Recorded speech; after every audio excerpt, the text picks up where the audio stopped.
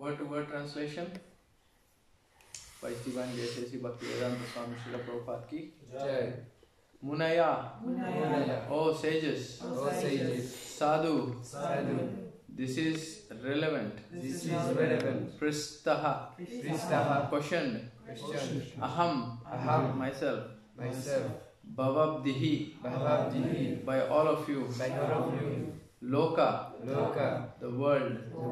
Mangalam, welfare. Yat, because. Krita, made. Krishna, the personality of Godhead. Some prashna, relevant question. Ena, by which. Atma, self. Suprasidati, completely pleased. Translation: O sages, I have been justly questioned by you. Your questions are worthy because they relate to Lord Krishna and so are of relevance to the world's welfare. Only questions of this sort are capable of completely satisfying the self. Purport: since it has been stated herein before that in the Bhagavatam the absolute truth is to be known, the questions of the sages of Naimisharanya are proper and just because they pertain to Krishna, who is the Supreme Personality of Godhead, the absolute truth. In Bhagavad Gita 15:15, who knows the shloka? Come on. Most quoted. No, not. Yes. Sarvasya chaham hridi sannivisto matta smritir. Thank you. You say the whole thing? Go on. Sarvasya chaham hridi sannivisto matta smritir jnanam apohanam scha vedaisya sarvar rahameva vedyo vedanta krit vedavit eva chaham. This is like one of the number one or number two quoted shloka by Prabhupada in all his purports. Everybody should memorize this. Okay, we're going to do that. The personality of Godhead says that in all the Vedas there is nothing but the urge for searching after Him, Lord Krishna. Thus the questions that pertain to Krishna are the sum and substance of all the Vedic inquiries. The whole world is full of questions and answers. The birds, beasts and men are all busy in the matter of perpetual questions and answers. In the morning, the birds in the nest become busy with questions and answers. In the evening, also the same birds come back and again become busy with questions and answers. The human beings, unless he is fast asleep at night, he is busy with questions and answers. The businessmen in the market are busy with questions and answers, so also the lawyers in the court and the students in the schools and colleges. The legislators in the parliament are also busy with the questions and answers. The politicians and the press representatives are all busy with questions and answers. Although they go on making such questions and answers for their whole lives, they are not at all satisfied. Satisfaction of the soul can only be obtained by question and answers on the subject of Krishna. Krishna is our most intimate master, friend, father or son and object of conjugal love. Forgetting Krishna, we have created so many objects of questions and answers, but none of them are able to give us complete satisfaction. All things but Krishna give temporary satisfaction only. So, if we are to have complete satisfaction, we must take to the question and answers about Krishna. We cannot live for a moment without being questioned or without giving answers. Because Srimad Bhagavatam deals with question and answers that are related to Krishna, we can derive the highest satisfaction only by reading and hearing this transcendental literature.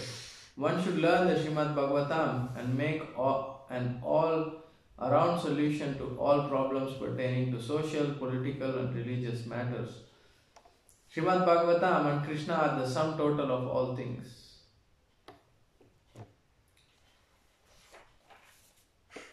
Om Ajnanatimirandasya Gyananjana Shalakaya Chakshurunmilitam Mena Tasmai Shri Gurave Namaha.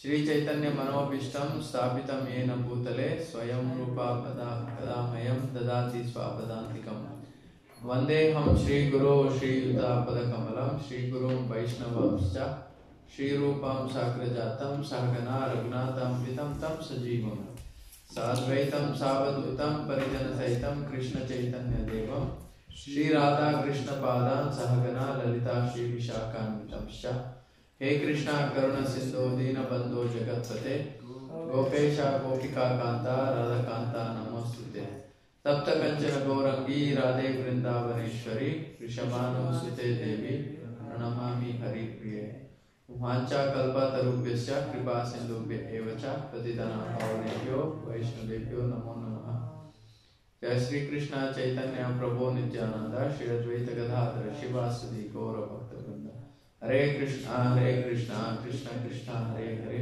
Hare Rama Rama Rama Hare Hare Mukam Karati Vachalam Pangam Langaite Girim Yat Kripatamaham Vande Shri Guru Dinatarinam Hare Krishna, thank you all for being here.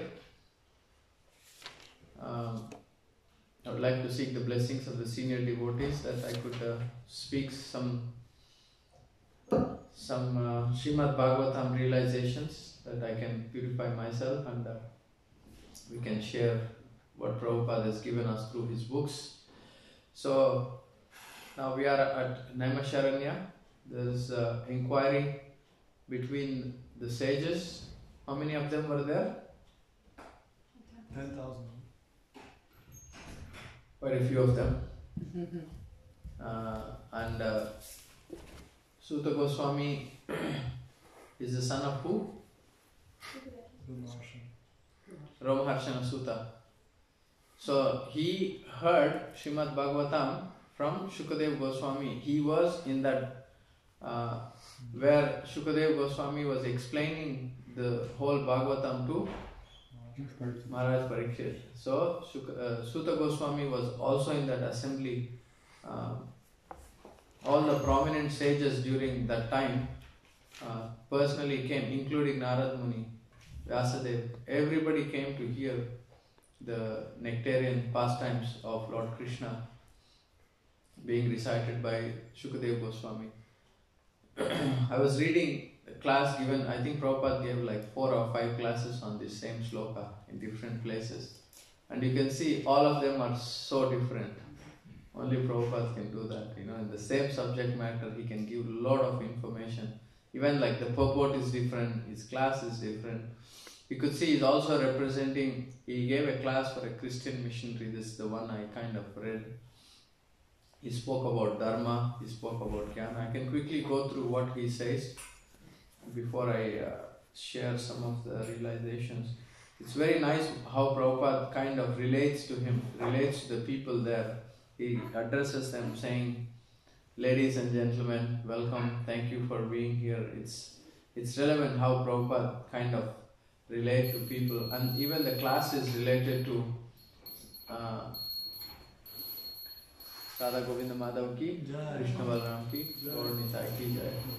He kind of makes it simplified for the Christian missionary people who attended the class. He says, Suta Goswami, the president of the meeting.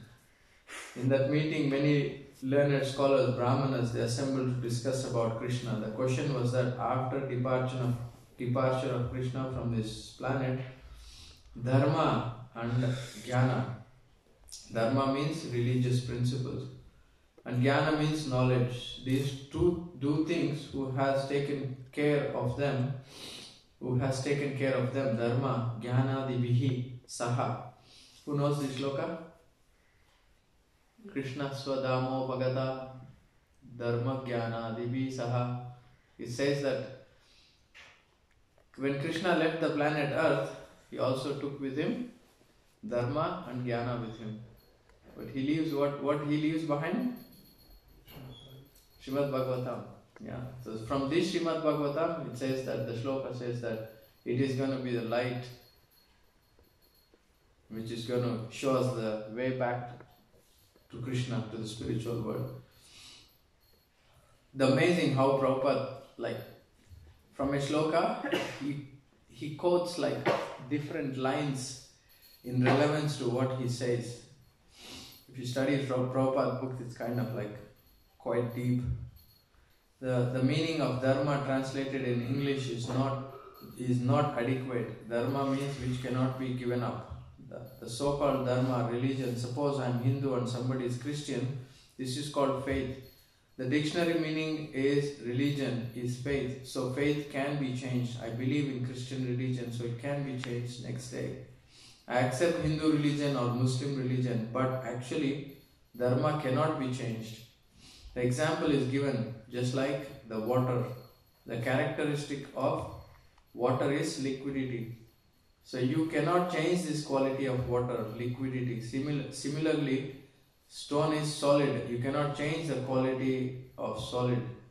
This unchangeable quality is called dharma. This is really Sanskrit significance. Now you can argue that water sometimes becomes solid, ice. That is conditional. This is our state. We have taken something else, conditional state, which is not really us. We have accepted something relative, not absolute. Begins to become solid, it melts. This tendency is to melt, not to keep solidity. So this consistency of keeping water in liquid form is called dharma. One time Srila Prabhupada was walking with, I can continue this, with Tamal Krishna Maharaj. He was breaking the ice with his cane. Tamal Krishna Maharaj was like, Prabhupada, like, what does this signify that you're breaking the ice with your cane while you're walking? Prabhupada said, the water, when it's in normal state, it's liquid, but when it is frozen, it is like solid. It is not in its real state. But when I hit with my stone, with my stick, it comes back to its normal state. That's what I'm trying to do. He's also kind of relating it to us, that he's taking a stick and he's kind of melting us with the stick of love, devotional service that, without the touch of the Guru, Sadhu, we cannot really become normal. So this is the significance that Prabhupada was trying to make, that Sadhu Shastra kind of help us to come back to normal state. Now he goes on, Prabhupada emphasizes the dharma part, Prabhupada emphasizes the jnana part. So as everything has got some particular characteristics, similarly we living entities, we must have some particular characteristic. And what is that? That is dharma and jnana. To understand, jnana means knowledge. What does that mean, jnana? What is the relevance of jnana for us? Dharma means, he explains that everything has its natural state. What is the jnana aspect for a human being? Anybody can guess? I'll keep you awake for sure. Huh? Relationship with God. Yes. Anything more? Understanding the human form of life, the purpose. Okay. Inquire about Krishna. Very good. Anybody else? Everything is correct, but... Do you want something specific? Yeah, what Prabhupada said. Oh, okay. What our retirement position is? Yes. We're getting closer? Yes, getting closer. Okay. What am I? Am I this body or am I something else? That's what Prabhupada emphasized. But if we meditate on this body, you study every part of your body. Take for example this finger. If you think I am this finger, the answer will be no, it is my finger. Similarly, if you study any part of your body, you will find that the part of body belongs to you. You will say, it is my leg, my hand, my hair, my nose.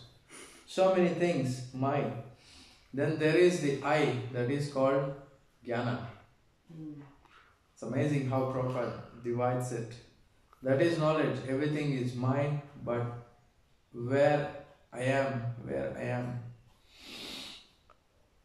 This is the in this shloka it is explained that the compassion aspect of a sadhu,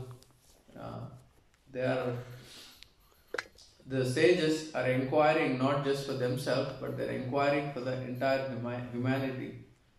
Loka Mangalam, what does that mean? Mangalam means auspiciousness. Loka Mangalam means auspiciousness for the whole humanity, for the whole world, for the whole universe. So when the sages, when the saintly people, they are also considered as paradukha dukhi. Means they suffer because they struggle to see other living entities suffer and struggle. So they kind of, you see, in this shloka,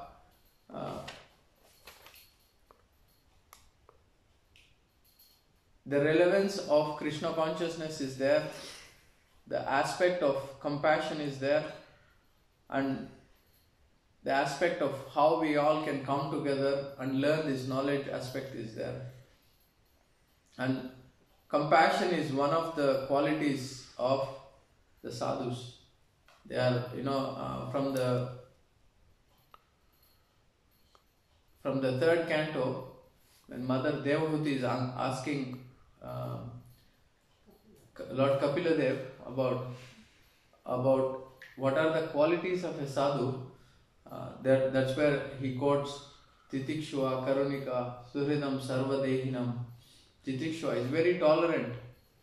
They set a very good example for us when we see somebody who's famous sports person. They do feats everybody cannot do.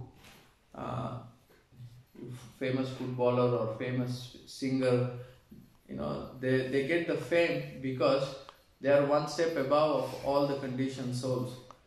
But the sadhus, they are unique because they have high sense control, they have high compassion, they have all the good qualities in comparatively to a conditioned soul and higher degrees. So they are Titikshva, Karunika, Suhridam, Sarvadehinam. They are Suhridam, Sarvadehinam. They are wishing well for all the living entities. I can read the translation of this. Their faith towards God is unflinching. Titikshva, Karunika, Suhridam, Sarvadehinam, Ajata Shatravaha. What does it mean? Ajata Shatravaha. Anybody knows? They have no enemies. They're always friends to everybody. Ajata Shatrava. Shanta. What is Shanta? Peaceful. Shanta. Sadhava. Sadhava means, again, Prabhupada goes on to explain the characteristics of sadhu here. Sadhu means there's.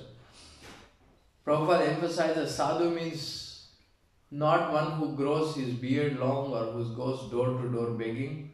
Sadhu means not the one who is, wearing saffron clothes, sleeping on the streets. No. Prabhupada explains, sadhu means the one who has unflinching faith in Krishna.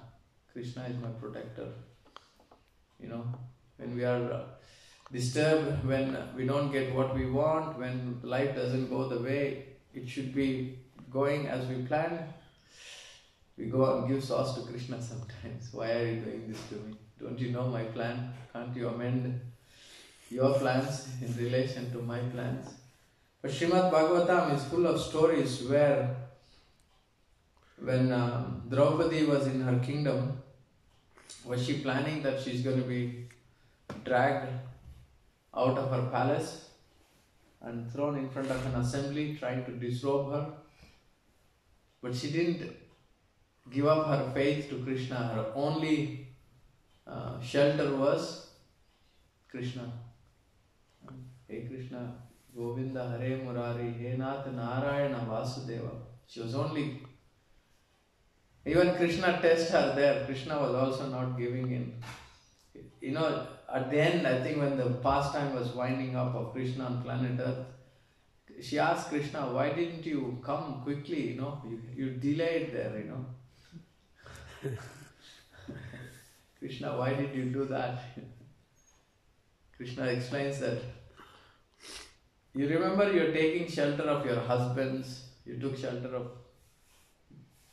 Bhishma Dev, you were going and begging everybody, and you are not completely surrendered, and you are also thinking that you are calling me by names, Hey Dwarkanath, Hey Mathura Dvish.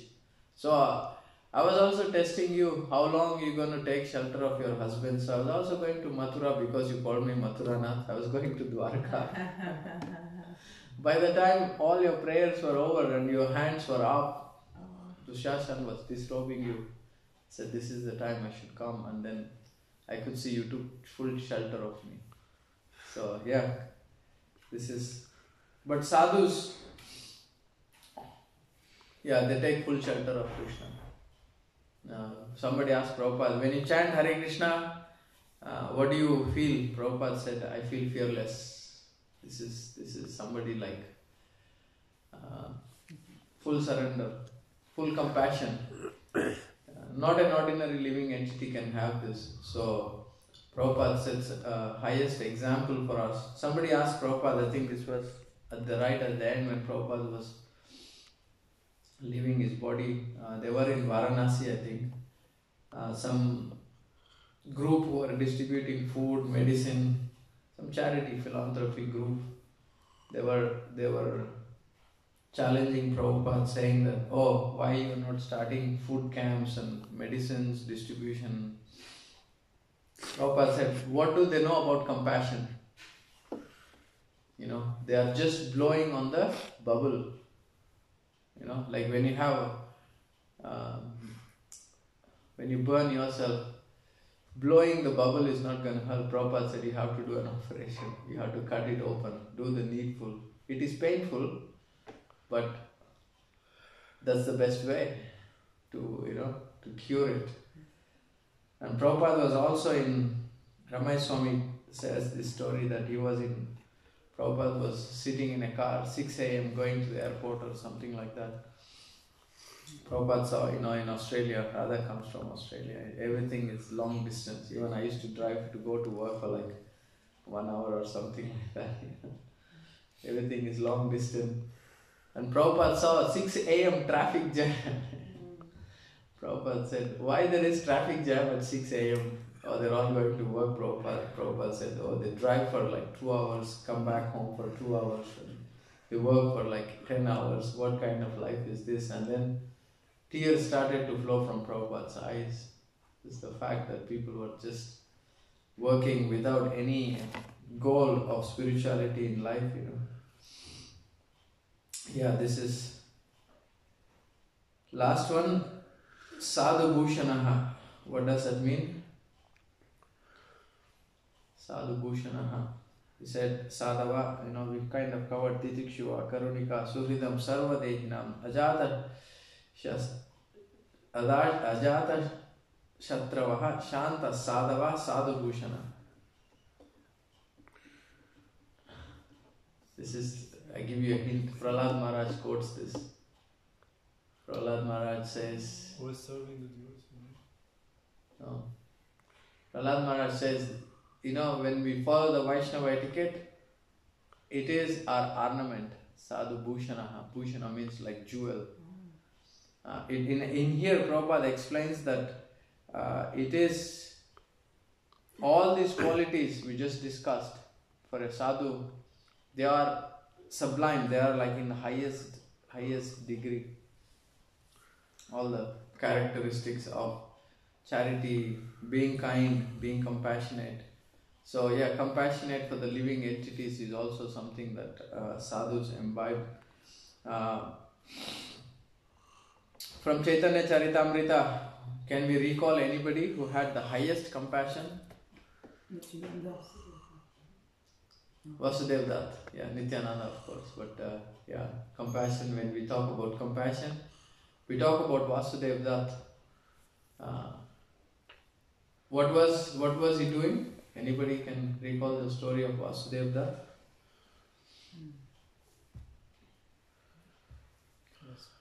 praying. Asking. Christopher here in this room is also praying. I was asking that all the living entities may get liberation and they will suffer for all their karma. Karma, yeah. That's nice. Thank you, Christopher. So Vasudev Dutt shows the highest compassion. He had leprosy. You know, nowadays we don't see that so much. When we were kids, we could see that, you know, your skin becomes white. It's considered one of the contagious diseases, very, very scary and very dangerous, how it kind of kills people. These days we don't see that, but even Lord Chaitanya's time you can see it. So he had worms on his body, eating his flesh. Oh, sorry. When the worms fell, I heard from one devotee, when the worms fell off his body, he was thinking that my body is not good for anything, and at least this worm is getting, you know, some kind of food by eating, you know.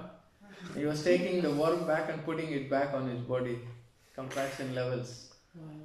Okay, you can. Lord Chaitanya comes. Lord Chaitanya speaks to him. He says, "What do you expect? What do you want? What can I give you?" He said, "Let all the living entities go back to spiritual world. Let me suffer for all their bad karma. I can take all their bad karma on my head." So Lord Chaitanya says, "You don't have to suffer. I already liberated all these living entities." And then he gives him embraces him. Says, "You know, I'm suffering, I'm struggling, I'm in pain, I'm thinking about you, my Lord, always. But you know, you give me an embrace, I become a handsome man, everything is going to come back again. My pride, my illusion, I'm going to be, doing all sorts of materialistic things again, what normally men do when we have everything in our control." Lord Chaitanya says, "No, it's not going to trouble you. The material energy is never going to trouble you. You're always going to chant Krishna's name. You're always going to be in the association of devotees." Lord Chaitanya gives him this guarantee. So, yeah, this is a Vaishnava, you know. But the Lord never forgets, even if you're suffering, something for us to learn, something we are going through, the Lord is with us. The Lord is testing us how much we're going to take shelter of Him and the Vaishnavas. And the first thing we get is, who is the cause of my suffering? Let's blame them. That's the mind. Anybody can think of, I'm thinking about a pastime in the 9th canto. Anybody can think, very famous pastime also. One devotee, very famous devotee, he sets a similar example like Vasudev Dutt, specifically from 9th canto. Very famous pastime. Come on. What was it? He's a king. He had a lot of compassion for the living entities. His name starts with R. He's a king. Come on. Putting us on the spot. Yeah. What's that? No, I'm joking. No, I mean it is interactive, or else everybody will be Yeah, like it's dosing good. off you. I can say it.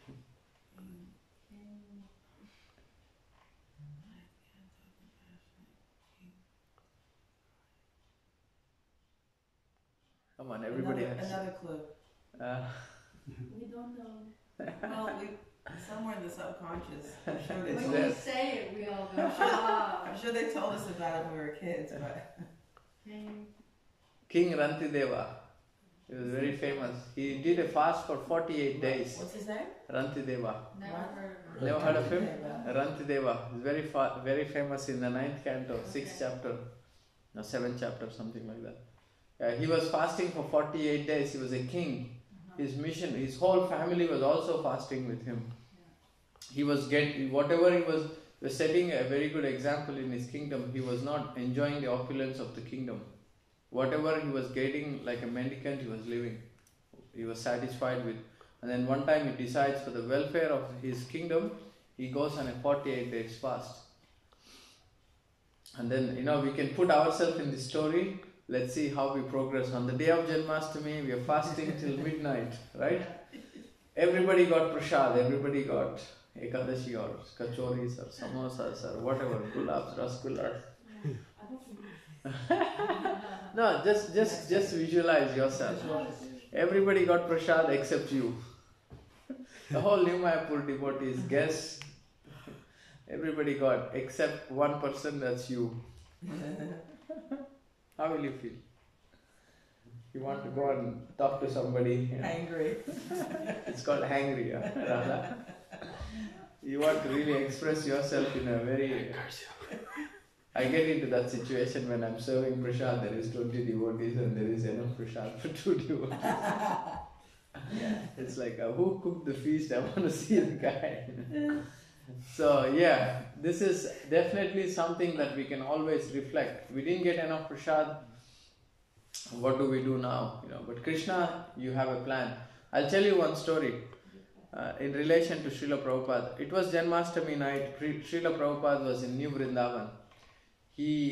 Everything like Aarti was done. Now Aarti is done. We are all ready for prasad, or else we're going to leave our body. We fasted for about 12 hours or 16 hours. That's the maximum we can go. And then Prabhupada said, okay, everybody sit together. Now what we're going to do? We're going to read the Krishna book. Start reading first chapter. They thought, okay, first chapter is over. We can go and eat. Second chapter. Third chapter. Prabhupada could see everybody were like, But you can see that Prabhupada was not from this world. 70 years old plus. Not hungry. Just relishing the taste of Krishna and Krishna book. Prabhupada was not from this world, that's why you could see that. And now all the devotees, Prabhupada said, okay, everybody go and eat. I think it's the next day or the same night. There was a cake made, a huge cake, huge cake made, and Prabhupada, it's too big, and Prabhupada said, okay, I'll come back, I'm going to take rest or something. Prabhupada left. Devotees dived into the cake. Bhakti Vikas Maharaj was saying. All the young devotees finished the full cake. Sounds like New Mayapur, Janananda Maharaj walks in. Oh, Maharaj is here. The cake is done, Prabhupada comes back, no cake left. Oh, no. Prabhupada is like, where's the cake? So yeah, it's good for all of us to reflect when we are taking prasadam. There was a devotee, we were doing Pushpanjali. One senior devotee walks in. I could see he had no flowers. The flowers were all distributed. There were like 10 devotees around him. They were all only flowers, but nobody could move to think that I have to give these flowers to share what I have in my hand.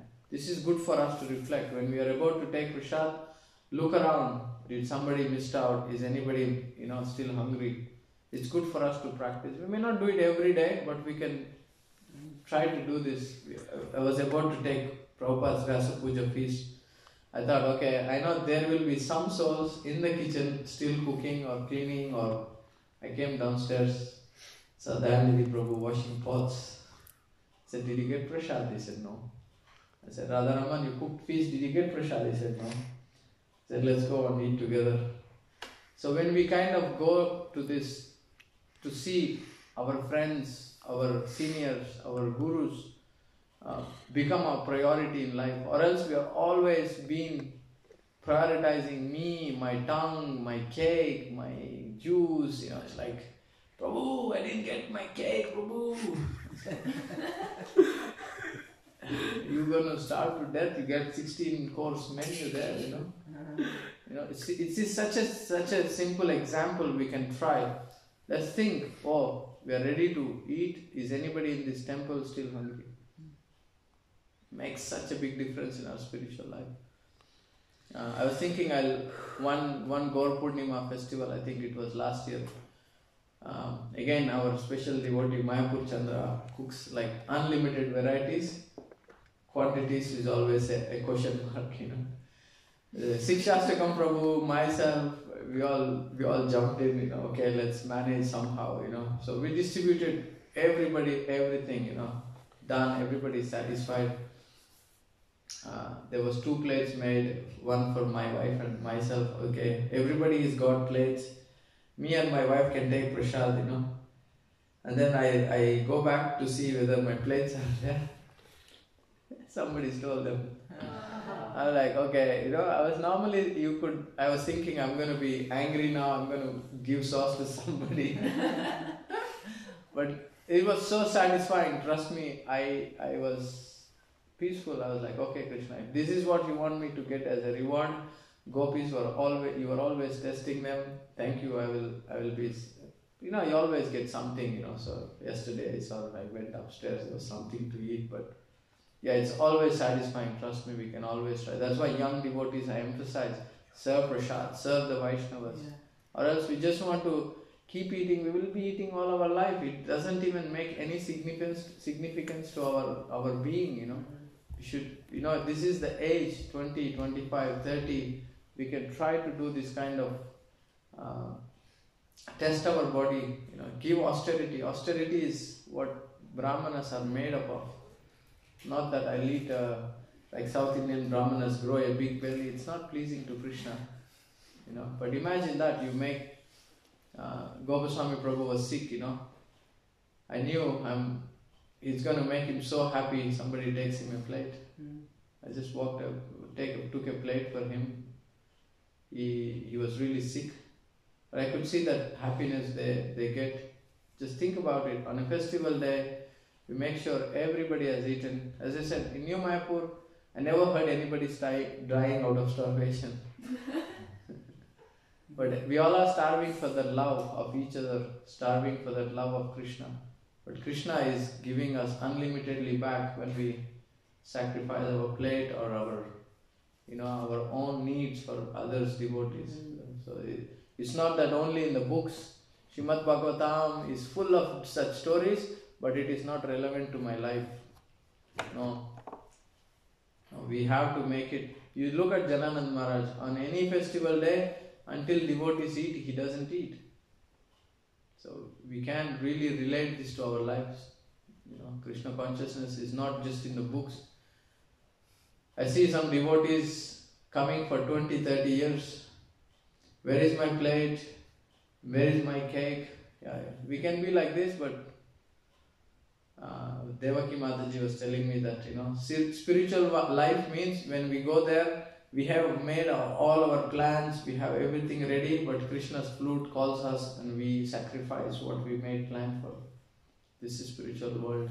It's not that we go somewhere and everything is organized for us and somebody is going to pick us up, somebody is going to cook for us, clean for us. This is material world. We are thinking we are going to be happy by getting all these things. No. Sacrifice. We sacrifice to the extent we don't have to sacrifice till we faint, but we try a little bit extra. There is, Kadambakanand Maharaj says, there is burning zone, there is out of comfort zone, there is comfort zone. Comfort zone is not going to give us even material success, what to talk about spiritual success. But we have to be always in that burning zone. What is my limit? Can I push myself a little bit more? Can I try a little bit more to please Vaishnavas? Any questions or anything, comments? A very nice shloka that I get to speak. Yes, Radha? I just want to confirm, I guess, what you're saying about when you're doing service for the devotees, in particular for the devotees, I mean, of course for Krishna, but there's something magical that happens where you almost become high, where you're running. I know when I cook a feast, I cooked one Radhastami feast, or maybe it was Srila Prabhupada's appearance day, I was making kachoris, and I was out there making sure everyone had prasad, and I was running around with extras, and I was making sure everything had enough salt, and everyone was happy. And then there was somehow there wasn't enough kachoris, and the year before there was hundreds, but this year there wasn't. So I had some dough and some filling left, and so I went in the back and I kept rolling kachoris and frying kachoris and bringing out hot kachoris, and it was the best feeling I've ever had. I mean, I always have that feeling when I cook for the devotees, but it was like when you push yourself into to that extent, you actually don't even feel hungry yourself. Like you lose the need to eat, and you don't think. And someone said, "Do you have a plate?" And I went, "No, but it's okay. I don't need to eat." So there is something about service that's really done in that love and devotion with no desire for, what is it? Unadulterated. Name, fame, adoration. No, but also unadulterated. Unmotivated, uninterrupted, where you're just completely in the moment of service. Yeah. And it is something that is quite unique, and it's worth experiencing. Yeah. So it's nice to be able to get into that mood. And like Draupadi, she never ate until the pot was empty, until everyone was served, and the pot just never emptied. Yeah. I always remember that, Yeah. and I think of that as a way of service. You just keep serving, and it will keep coming. Keep coming. Exactly. So yeah, thank you. Thank you. I've seen you in action in the kitchen, so I completely surrender to you, the way you serve devotees when they're eating. Yeah. Well, I'll be in the kitchen this Sunday if anybody wants to come and help. Take out your Akshay Patra in the kitchen. Okay, anything else? Anybody? Comments, questions? I really appreciated when you mentioned the story of Draupadi with the full surrender, when she put her hands up. Yeah. Because I've thought of that my whole life, about actually that is the way to surrender. Yeah. So that actually made me quite emotional actually when you said that story, because it's also, I've experienced, obviously not on that level, but it is really, you have to just be completely surrendered, where you are detached from everything, and you also understand in that moment that Krishna will come in the way that he desires to come as well. Exactly. So we expect him to come in this way, but actually he has a way to come, and that will be perfect. Yes. It will completely surpass any expectations in any way that we see it, and it will be like, he will reveal himself to you. Yeah. So it's also about surrendering without any attachment to how is he going to come. No, he comes the way he wants to come. Yeah. Thank you. Thank you. I can share something that the problem with us is we have certain expectations. We want God or Guru or Vaishnavas to fall into that expectation ring. Yeah. That's when the problem comes. There was, as you know, one of the emergencies we had is the roof. The roof was open and we needed 60,000. Like in a month's time, it was, we don't even have sometimes money to keep going with the expenses of the temple. Yeah, my mind was like, for 2 days you won't sleep properly, you're always in anxiety, and you're always thinking, this one will give me money, that one will give me money. That one, sometimes festival times devotees come, they may tell you, Prabhu, anytime you need any help with money, you just call me, I'll help you. Then, once they're in Yoga Maya, they're all like fully, surrendered to Krishna. I fully, I'm okay with it, they see Krishna. Prabhu, I do anything for this temple, this is my home now, Once they go back to their home, you call them, it's like probably they're looking at their Krishna and they're like, Radha Govinda Madhava, I take a break from you, they made their promises and you had your expectations on this particular person who's going to help you, but that is not going to manifest. But the lesson Krishna teaches us there is, you have to still surrender to me, not to somebody's words, my words are Bhagavatam, not Bhagavad Gita. But it will happen. Meanwhile, he will really put you in the washing machine. Meanwhile, Krishna really demands. Krishna gives everything, but he takes also. He's Hari, right? He's going to take your ahankar, he's going to take your planning, he's going to take away all your, ego, your all the things but you have to give to Krishna to take. So this is expectations.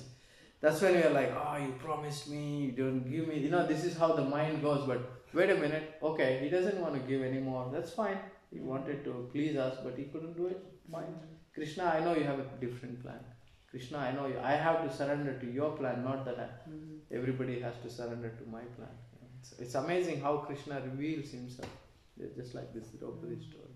Yeah. Bhavasindu Prabhu, you want to say Yeah, something? I was just wanted to say that this purport is actually one of the great classics of Srila Prabhupada, and in ISKCON actually. Yeah. We should really meditate on it, because the theme of the purport is questions and answers. Yes. And yes. this is actually the basis of spiritual life. Yes, Yeah, yes. yeah. There was one devotee friend, you may know him, Madan Mohan Prabhu, a good friend of mine, and a good astrologer. He made one of his godbrothers, and my godbrother as well, Sandipani Muni, a journal, a paper called Prashna, in which he would put all the questions the devotees had, and he tried to answer by quoting the Shastras, of course. So, such a good purport to always meditate on. Purport, Really, yeah. so. Thank you. I wanted to speak something about the purport. I made some points, but sorry, I missed out. I got carried away with prasadam in my head. Yeah, prashna, his questions are, atato brahma jigyasa. That's where our spiritual life begins, when we start Of course. questioning. Questioning is the right way, questioning in the right mood. Because, we've been questioning, but why I don't get it. This is our question, but it has to be submissive. What is that famous shloka? The fourth chapter. Go to the spiritual master, inquire submissively from him, render service. Devaya upadekshanti te jnanam jnanina tattvadarshina. Tasmad gurum prapadyeta jigyasu se uttamam shabda pareta nishnatam brahmani upashayashrayam. This is the 10th canto. Krishna says, go inquire submissively, ask questions. So this is a difficult thing, asking questions submissively is also not something we are used to. Mundaka Upanishad, what is the famous shloka? Tasmad gurum prapadyeta jignashu shreyatamam shabda paresha nishnatam. Yeah, something like that. Bravo. This is from Mundaka. There are like so many shlokas that it emphasizes that you have to go to saintly people and you have to be submissive, render service, ask questions. But this is a journey we have begun, so we keep asking questions. Yes, we have to follow in the footsteps of Bhaktisiddhanta Saraswati Maharaj, actually, who was so humble that he could take shelter into Gorakishore Babaji Maharaj's lotus feet. Was supposed to be illiterate. Yeah, spiritual life is not relevant to our material education. No? That's why he said, I will never practice Siddhanta, but this is the Surya Siddhanta anymore, astrology. He says, I'm not going to. It's because it's not relevant, whatever. Of course, Bhakti Siddhanta Maharaj used it for preaching, but not to compare himself with his guru. This one, Mundaka Upanishad. Tad Vijnanartham Sagrum Eva Bigachat Samitpani Sotriyam Brahmanishtam. Prabhupada always quotes this one. To know the absolute truth. Tad Vijnanartham Sagrum Eva Bigachat. You have to take, full shelter of the Guru. Okay? Granthara Srimad Bhagavatam ki, Srila Prabhupada ki.